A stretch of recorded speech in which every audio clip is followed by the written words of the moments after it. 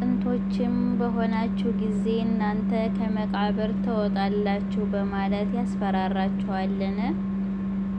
ያ የምትስፈራሩበት ነገር ራቀ፣ በጣም ራቀ አሉ። እርሷ ሕይወት ቅርቢቱ ሕይወታችን እንጂ ሌላ አይደለችም። እንሞታለን፣ ልጆቻችንን ስለሚተኩ ሕያውም እንሆናለን፣ እኛም ተቀስቃሾች አይደለንም። አሰላሙ አለይኩም ወራህመቱላሂ ወበረካቱ። ውድ የተከበራችሁ ቻናል ቤተሰቦች እንዴት ናችሁ? ሰላም ከኔ አልሐምዱሊላህ በጣም ሰላም ነኝ።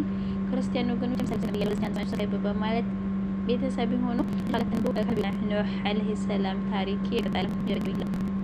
አጥንቶችን በሆናችሁ ጊዜ እናንተ መቃብር ትወጣላችሁ በማለት ያስፈራራችኋልን? ያ የምትስፈራሩበት ነገር ራቀ፣ በጣም ራቀ አይሉ። እርሱ ሕይወት ቅርቢቱ ሕይወታችን እንጂ ሌላ አይደለችም። እንሞታለን፣ ልጆቻችንን ስለሚተኩ ሕያውም እንሆናለን፣ እኛም ተቀስቃሾች አይደለንም። እርሱ በአላህ ላይ ውሸትን የቀጠፈ ሰው እንጂ ሌላ አይደለም፣ እኛም ለእርሱ አማኞች አይደለንም አሉ። እርሱ ግን እነሱኖ ከመጥራት አልተወገደም። በስተመጨረሻ እነሱም አሉ ብትገስጽም ወይንም ከገሳጾቹ ባትሆንም በእኛ ላይ እኩል ነው፣ ያለንበትን አንለቅም እስከሚለው መደምደሚያ ቃል እስኪደርሱ ድረስ ከመጥራት አልተወገደም። ይህ እምልኮት የቀደምት ትውልዶች ልማድ ሲሆን እኛ በዚህ ምንቀጣ አይደለንም አሉ። በማስተባበል ላይ መዘውተርን ዘወተሩ። እዚህ ደረጃ ላይ ሲደርሱ ይወራረዳቸው ጀመር። በሱረቱል ሁድ አንቀጽ 55 ከእርሱ ሌላ አማልክትን ከምታጋሩት ንጹህ ነኝ። ሁላችሁም ሆናችሁ ተንኮልን ስሩብኝ፣ ከዚያም አታቁኝ።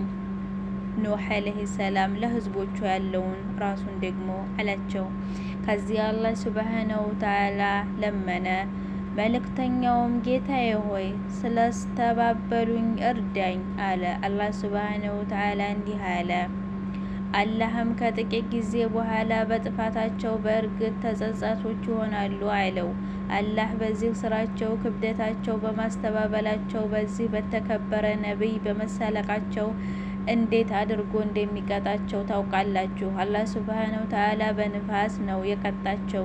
በታሪክ እንደሷ አይነት ንፋስ አልተከሰተም። ዝናቡ ተቋረጠባቸው፣ ድርቅ መንሰራፋት ጀመረ፣ እንስሳት ይሞቱባቸው ጀመር፣ አትክልቶች ይጠወልጉ ጀመር። ከቀን ወደ ቀን ዝናብን እጅግ እየከጀሉ መጡ። ከዕለታት አንድ ቀን አላህ ሱብሃነሁ ወተዓላ እነርሱን ሊቀጣቸው በፈለገ ጊዜ ጥቁር ደመና ከሩቅ ወደ እነሱ ስለመጣ ተመለከቱ። ደስታ ተሰማቸው። ደመና መጣ፣ ዝናብ መጣ እያሉ ተደሰቱ። አላህ እንዲህ ይላል፣ ሸለቆዎቻቸውን ትቅጣጭ አግዳሚ ደመና ሆኖ ባዩትም ጊዜ ይህ አዝናቢያችን የሆነ ደመና ነው አሉ። ሁድም አይደለም፣ እርሱ ያ በእርሱ የተቻኮላችሁበት መዓት ነው። በውስጧ አሳማሚ ስቃይ ያለባት ንፋስ ናት። በጌታዋ ትእዛዝ አንዳችሁን ሁሉ ታጠፋለች አላቸው። ከመኖሪያዎቻቸውም በስተቀር ምንም የማይታዩ ሆኑ። እንደዚሁ አመፀኞችን ህዝቦች ሁሉ እንቀጣለን። ሁሉን ነገር አጠፋች። ጎጆዎቻቸው፣ አትክልቶቻቸው፣ ዛፎች፣ መስሪያ ቦታዎቻቸው፣ ተራሮች ላይ የገነቧቸው ፎቆች ብቻ ሲቀሩ ሁሉ ነገር ጠፋ። አላህ ሱብሃነሁ ወተዓላ በተከበረ አያዎቹ ይህንን ጥፋት ሲገልጽልን እንዲህ ይላል። በአዲም በእነርሱ ላይ መካነን ነፋስ በላክን ጊዜ ምልክት አለ። በላዩ ላይ የመጣችበትን ማንኛውም ነገር እንደ በሰበሰ አጥንት እያረገችው ብትሆን እንጂ አትተውም። ሁሉን ነገር የምታጠፋ ንፋስ ነበረች። አላህ ሱብሃነሁ ወተዓላ ይላሉ፣ አድ አስተባበለች። ቅጣትና መስጠቂያዎችንም እንዴት ነበሩ? እኛ በእርሱ ላይ ዘወትር በነጢፍ በሆነ ቀን በኃይል የምትንሻሻ ነፋስን ጣልንባቸው። ሰዎችን ልክ ከስሮቻቸው የተጎለሰሱ ገንዘባንዶች መስለው ከተደበቁበት ትነቅላቸዋለች። አዕጃዙ ነኽሊን ሙንቀዒር ይላል። አንገት ሌላቸው ሁሉን አይቶ ያንን ግዝፈት ያዘለን ሰው ከመሬት ነቅለው መልስ መሬት ትሰካዋል። ራሱ አካሉ እየነጠለ ቆሞ ይወጣል። ራስ የሌላቸው አካል ሆነው ቀሩ። አድማ በኃይል በምንሻሻ ብርቱ ንፋስ አጠፋ። ተከታይ በሆኑ 7 ሌሊቶችና 8 መዓልቶች ውስጥ በእነርሱ ላይ ለቀቃት። ህዝቦቹም በውስጧ የተጣሉ ሆነው ልክ ክንፍ የሆኑ የዘንባባ ግንዶች መስለው ይታያቸዋል። ለእነርሱም ቀሪን ታያለህን? አላህ ሱብሓነሁ ወተዓላ ሁድን አደነው ይላል። ንፋሲቱ ሁድን እና አብረውት ያሉትን የተቀመጡበትን ስፍራ ትታ ሌላውን ሁሉ አደረሰ። ከእንስሳት ጋር በበረት ውስጥ ነበሩ። በራሱ ዙሪያ ያሉ ነገሮች ሁሉ ሲሰባበሩ እርሱንና ሙእሚኖችን ግን ምንም ክፉ እንኳን አልደረሰባቸውም። ሁሉን ቻይ የሆነው አላህ ጥራት ነው። ሱረቱል አዕራፍ 2 እርሱንና እነዚያን አብረውት የነበሩትን ከእኛ በሆነው ችሮታ ከእነዚያም ተአምራችን ያስተባበሉትንና አማኞች የነበሩትን መሰረት ይላል ሱብሓነሁ ወተዓላ። እዛችን በመጣ ጊዜ ሁድንና እነዚያ ከእርሱ ጋር የመኑትን ከእኛ በሆነ ችሮታ አዳን። ከብርቱ ቅጣትም አዳናቸው። ይህች ነገር አናት ቤታቸው ተአምራት ካዱ። መልእክተኞችን አመፁ። የኃይል መንገደኛን ሁሉ ትእዛዝን ተከተሉ። በዚህች በቅርቢቱ ዓለምም እርግማን እንዲከተላቸው አደረጉ። በትንሣኤ ቀን እንዲሁ ንቁ አዶች ጌታቸውን ካዱ። ንቁ የአይሁድ ሕዝቦች ለሆኑት አዶች በእዝነት መራቅ ገባቸው። የአዶች ደምደሚያ እንደዚህ ሆነ።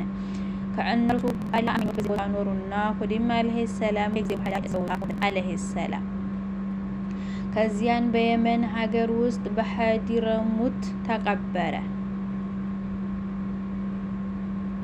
የሰሙድ ህዝቦች ታሪክ። የነቢዩላህ ሷሊህ ዓለይሂ ሰላም ታሪክ። ባለፈው ትረካ የሁድን ዓለይሂ ሰላም ታሪክ አይተን ነበር። በሐዲረሙት ውስጥም እንዴት ተቀበረ ተጠቅሷል። ጊዜያት አልፈው ሰዎች እንደገና ወደ ክህደት ተመለሱ። ይህም የሆነው የሰው ልጆችን ለማጥቃት በማይቆጠበው በኢብሊስ ጉትጎታ ነው። ክህደት እንደገና ተሰራጨ። በዚህን ጊዜ ሷሊህ ዓለይሂ ሰላም በነብይነት ብቅ አለ። ሷሊህ ከሰሙድ የልጅ ልጅ ከሆነው የመጣ ሲሆን አረባዊ ነብይ ነው።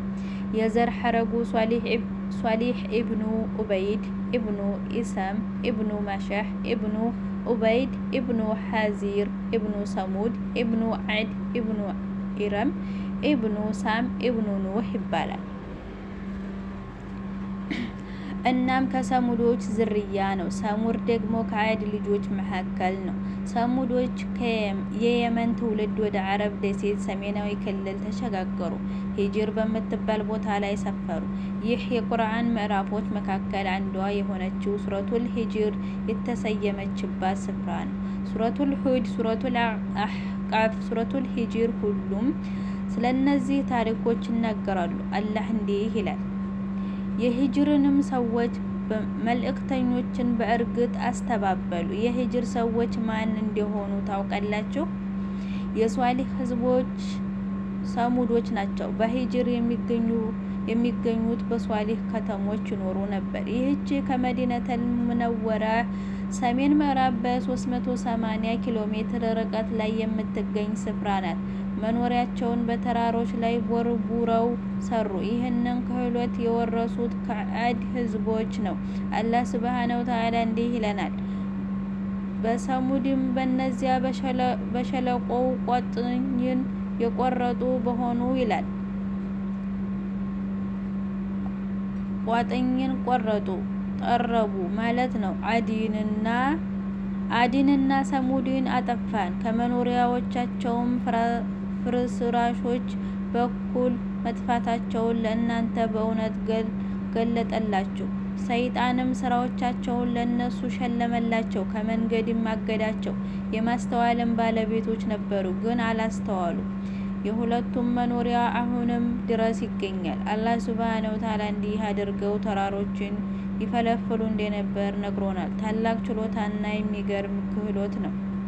ከዓድም በኋላ ምትኮች ባደረጋችሁና በምሪቱም ላይ ባስቀመጣችሁ ጊዜ አስታውሱ። ከሜዳዎቹ ሸክላ ህንፃዎችን ትገነባላችሁ፣ ከተራራዎቹም ቤቶችን ትጠርባላችሁ። ስለዚህ የአላህን ጸጋ አስታውሱ። በምድር ውስጥ አጥፊዎች ሆናችሁ አታበላሹ። ከዓድ በኋላ ምድርን የሚቆጣጠሩ እነሱ ነበሩ። የዓዶችን ተመሳሳይ መንገድ ነበር የተከተሉት። ይህ እነሱ የዓድ ህዝቦች ዝርያና ወራሾች የነበሩ በመሆናቸው ነው። አላህ ሱብሓነሁ ወተዓላ በዓዶች ላይ ጸጋውን እንዲያጎናጸፈ ሁሉ እነኝህንም በችሮታው አጎናጽፏቸው ነበር። በዓዶች ላይ በተፈጠረው ነገር ይመከሩም ዘንድ ለእነርሱ ታላቅ ጸጋ ለገሳቸው። አላህ ሱብሓነሁ ወተዓላ በነቢዩ ሷሊህ አንደበት ሲነግረን እዚህ ባለው ጸጋ ውስጥ የረካችሁ ሆናችሁ ትተዋላችሁ። በአትክልቶችና በምንጮች ውስጥ በአዝመራዎችም ፍሬዋ የበሰለ በሆነች ዘንባባ ውስጥ ትተዋላችሁ። ብልሆች ሆናችሁ ከጋራዎች ቤቶችንም ትጠርባላችሁ። አላህንም ፍሩ ታዘዙኝም አሏቸው። ሷሊህ ዓለይሂ ሰላም የዓዶችን መንገድ ነው የተከተሉት። በሜዳማ ቦታዎች ላይ ቤቶች፣ በተራሮች ላይ ፎቆች፣ አትክልቶች፣ ጸጋዎች፣ ምንጮች፣ ዘንባባዎች፣ በአጭሩ አላህ ሱብሓነሁ ወተዓላ ልምድን አሳይቷቸው ነበር። አዲስ እድልን ሰጣቸው። ይህ ሁሉ በዓዶች ላይ ከተከሰተው አደጋ አስተምሮትና መመከሪያ እንዲያገኙ ነበር። ግን እነሱ በአላህ ካዱ። ይህ ሁሉ እያለ አላስተዋሉም፣ ትምህርትን አልወሰዱም። እናም ጣዖታትን እንደገና እያመለኩ ጀመር። አላህ ሱብሓነሁ ወተዓላ ከመካከላቸው አብሮ አደጋቸውን ወንድማቸውን ሷሊህን ዓለይሂ ሰላም ላከባቸው። ከነቢይነቱ በፊት እንኳ ደግ፣ ጥበበኛ፣ አስተዋይና አዋቂ ነበር። በውይይታቸው ሁሉ ወደ እሱ ይመጡና ምክርን ይጠይቁት ነበር። በመካከላቸው ካሉት የተከበሩና የላቁት ቤተሰቦች አባል ነበር። ለወደፊት በመካከላቸው ለየት ያለና የላቀ ደረጃ እንደሚኖረው ተስፋ አድራጊዎች ነበሩ። ከእርሱ በቀር ሌላ አምላክ የሌለው በሆነው በአላህ ሱብሓነሁ ወተዓላ እንዲያምኑና አላህን በብቸኝነት እንዲያመልኩ ጥሪን ባቀረበላቸው ጊዜ ግን አፈነገጡ።